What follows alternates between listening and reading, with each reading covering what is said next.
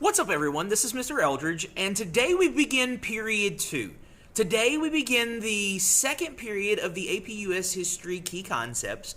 Period 2 goes from 1607 to 1754. And so our first step in this process is looking at early colonial economic practices, understanding the basic tenets. Once we have settlements, how are they financially becoming viable? Because it goes back to that principle of a royal patron.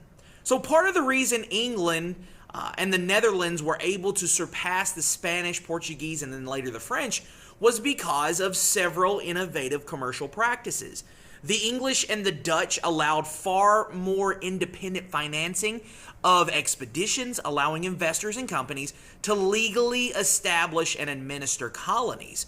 Known as these chartered companies, corporate entities obtained a legal charter to settle a colony in the name of England, or the Netherlands, of course, for a set period with the eventual goal of state administration. These companies were allowed to hire and construct their own mercenary soldiers and navies to protect their colonial assets against native forces. They were able to work through and have dealings with other Europeans and even dealing with pirates as well.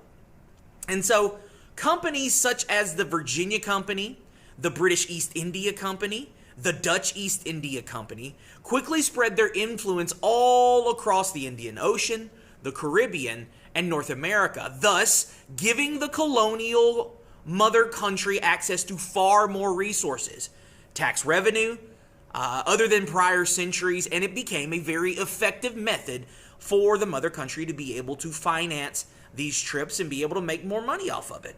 While many of these companies eventually did fail, they were successful in the spread of these English and Dutch colonies, the settlements, and then eventually the trade that will be going along in that. After some time, there were dangerous expeditions that had yielded high investments for pay, such as wealthy noble and non-noble investors utilizing these joint stock investments to fund expeditions. So, like we said in a previous video from period 1, financing into the investment, whatever you put into the investment is what your return was. So if you had a 25% investment, you would yield 25% of the profit. And so the idea was having the safest investment possible. And so in order to keep their investment safe, they would spread their funds across many missions rather than just going all in on one.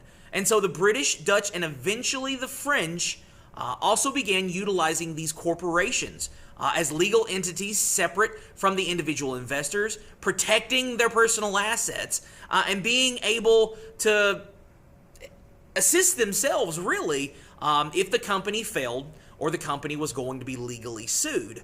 So with charter companies and joint stock investments, they were encouraging more maritime, colonial, and trade activity. The number of European settlers and demand for agricultural and mining laborers also grew. While native workers had sufficed initially, there was soon a labor shortage in the Americas that could not be met by indentured servants. Europeans would contract with these wealthy trips across the Atlantic for working for a set amount of time. And so beginning in the late 17th century, the demand for labor was met by an increase in the purchase of African slaves from West African kingdoms, mostly from Portuguese merchants. And so this quickly developed into the Atlantic system.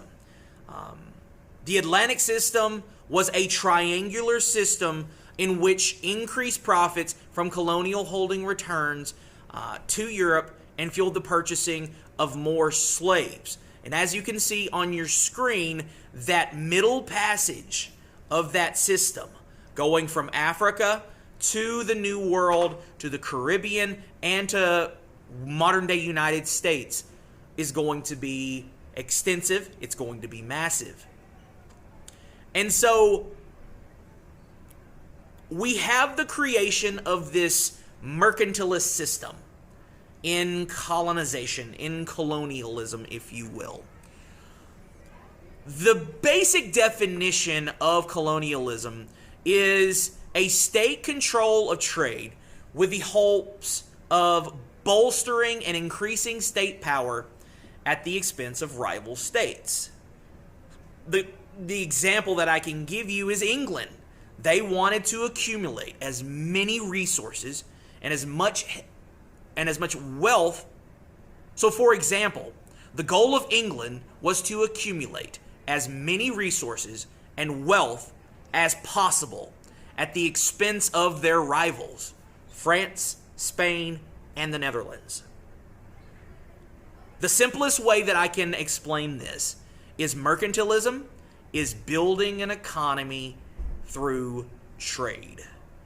Building a nation through trade. And today we still recognize that. There were two primary methods of mercantilism, the two goals, if you will. First, encouraging the exportation of goods for money and the discouraging of imported goods through the use of expensive tariffs, i.e. you want to export more than you're having imported, okay? The second goal of this is to interrupt, to stop your rival partner. England wanted to slow down or stop Spain's kingdom, France's empire. They wanted to stop those things. And so these colonies were generally viewed as a means to enrich the mother state by supplying it with precious metals, cash crops, and other goods. The policy of expanding and utilizing these New World settlements, including the settlers, future slaves, and American Indians in them to enrich the mother state, is known as colonialism. Thank you so much for watching this video. If you have not done so, please hit that subscribe button. Thank you so much, and you have a great day.